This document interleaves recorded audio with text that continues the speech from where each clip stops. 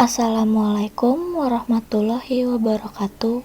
Perkenalkan, nama saya Indah Dwi Agustin dari kelas 10 BD2. Pertama-tama di sini materi saya ingin menjelaskan tentang prasejarah. Di sini saya akan menjelaskan 12 garis sejarah, baik pada abad ke-40.000 sebelum Masehi adalah abad pada milenium yang keempat.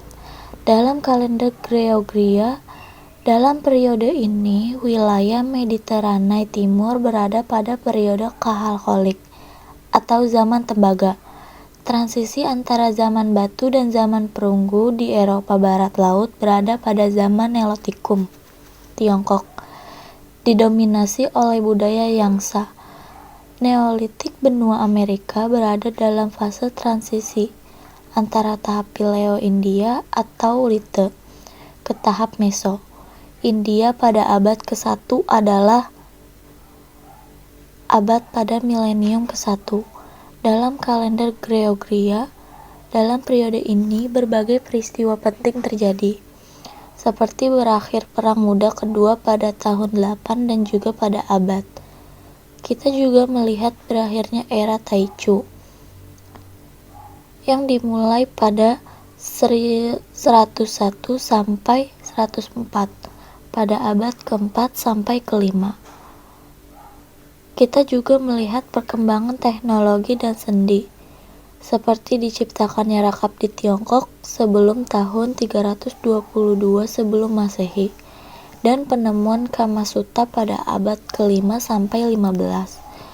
Masa agama Hindu-Buddha dan Buddha di Nusantara berlangsung sekitar abad ke-2 Masehi hingga abad ke-16.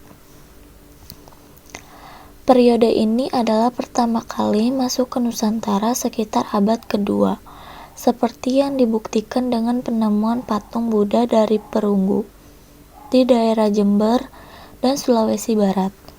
Pengenalan agama Buddha di Nusantara berasal dari laporan pengenalan Cina yang bernama Pah-Sen pada awal abad kepada masuk agama Islam sekitar 7 sampai 560 Masehi. Dalam sistem pengenalan Islam dimulai pada abad ke-7 Masehi, ditunjuknya oleh zaman dinasti Tang, menerangkan 676 Masehi di pantai barat Sumatera telah terdapat perkampungan bernama Barus atau Vanur yang dihuni oleh orang-orang yang memeluk agama Islam. Sejarah Eropa pada abad ke-16 adalah bagian dari abad pertengahan yang berlangsung dari abad ke-5 hingga 15. Pada periode ini bangsa Eropa mulai mencari jalur perdagangan baru ke Asia dengan tujuan utama untuk mengakses rempah-rempah yang sangat berharga pada masa Hindia Belanda. Pada abad ke-16 menandai awal dari era penjajahan bangsa Belanda di Nusantara yang berlangsung lama hingga pertengahan abad ke-20. Pada masa 1942 dan 1945, penduduk Jepang mulai menduduki Indonesia setelah Belanda menyerang tanpa syarat. Pada tanggal 8 Maret 1942, masa ini penduduk Jepang berakhir setelah Indonesia memproklamasikan kemerdekaannya pada tanggal 17 Agustus 1945. Pada tahun 1945, Indonesia memproklamasikan kemerdekaannya, dilakukan oleh Soekarno dan Mohatta, yang kemudian menjadi presiden dan wakil presiden pertama di Indonesia pada tahun 1945 sampai 1967.